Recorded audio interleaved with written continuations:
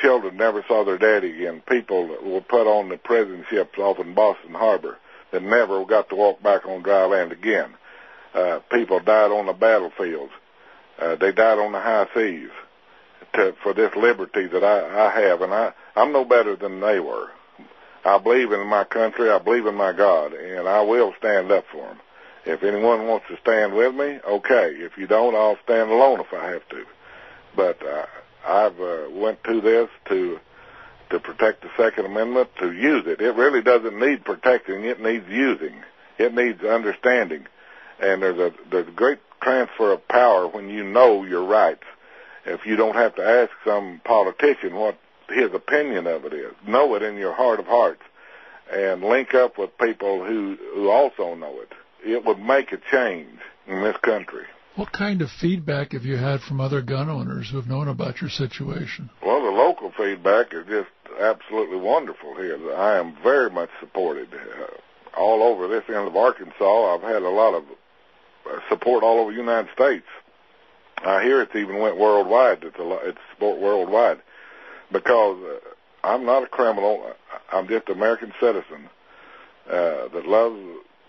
I like to be free. My family came here from the Carolinas across the river in a houseboat or flat-bottom boat, and we've lived in this country for a long time. Back in the 1800s, we come into here. We want to be free, and we will be free. So if you want to be free, you must look at the recipe of the Constitution and see what it says to uphold freedom. You're not going to be free when someone takes away your arms. Speaking of freedom and being able to do things or not do things, as I understand it, your lawyers were told by the judges in charge of this case that they could not argue the Constitution in a federal courtroom concerning your case. Is that correct? Well, I believe that's what they told them. They were trying to use case law to settle this, I believe Hale, and which basically just gives you no opportunity to have a trial whatsoever. The judge told the jury over and over and over, you must convict, you must convict. So there was no trial, as we know a trial. It was just basically a hearing of the case.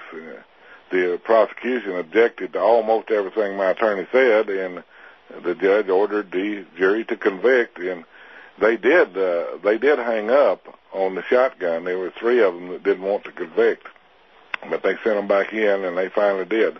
I noticed one woman looking so sad and disoriented she wouldn't even look up in the jury pool there. I believe the woman went against her conscience, against what she knew was right. We are our brother's keeper, and if you ever serve on a jury, do what's right. That's the only purpose you have of being there. Perhaps it would be helpful for people to learn more about jury nullification. And one of our Talking to America segments, we do have an interview with the folks from the FIJA group. That's one of the least expensive or least painful services we can ever do, is to serve on a jury. I never have. I was called once, but I was on a truck, and I never did get a second call. But this is where America is preserved a lot, is on a jury level.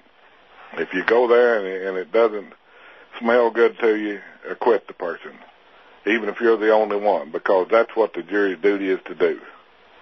Don't let someone take over your office of that judge. You are one of the judges, and you can strike down any law, at least as far as that goes, if you feel in your heart it's wrong or it's not having the desired effect.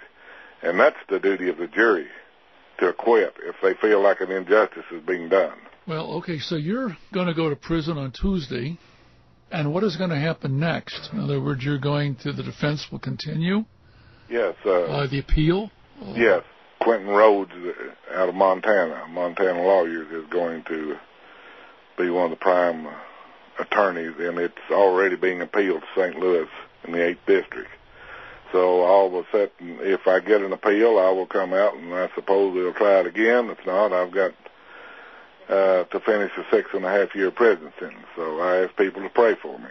I'm not running scared. I'm not ashamed of what I've done. I'm not afraid of whatever's done in line. I feel peace in my heart with my God and my fellow man up here.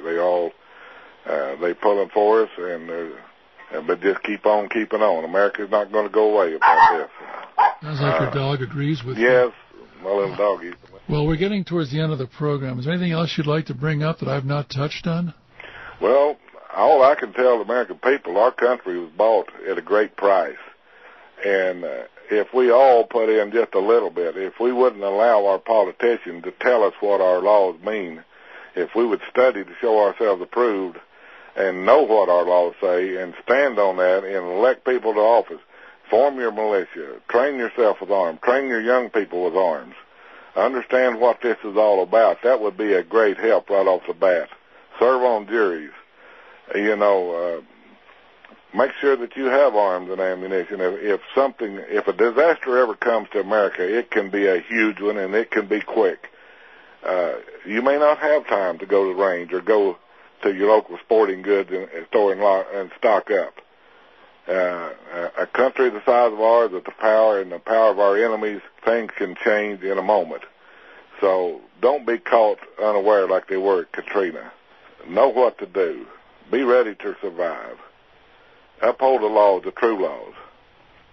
That's great. Let me just go through one more thing. And the contact information for the website for the Arkansas Militia is? Well, it's arkansasmilitia.com, and I believe you can get hold of us through that. And I assume they'll be able to keep people informed as to how your appeal is progressing? Yes. Most of the transcripts of the case are already on there. There's a document called the Silver Bullet, which we went into great detail to show that this has created a monopoly in these kinds of arms. These arms that are supposed to have no military utility are being produced every day of the year. All this did was create a monopoly, which is unlawful. It comes now that the standard U.S. Army rifle, the AR-16, is prohibited to the citizens on the tangent they took off on that these kind of arms were contraband and had no military usefulness, so they could regulate them as contraband and similar to the Harrison Narcotic Acts. It's finally come a full circle, and they're facing the bad law that they've created back there. If people would just educate themselves, read our Silver Bullet document on the Arkansas Militia website, and you'll learn a lot real quick. But if you don't know your property line, somebody else will move the fences on you. And these people are doing it every day. That's a great way to wrap it up.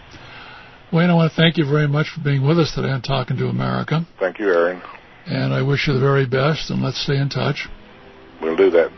Okay, this has been Talking to America. I've been your host, Aaron Zellman. Our guest today has been Hollis Wayne Fincher. And I'd like to remind you, if you don't defend your rights, don't complain when you lose them.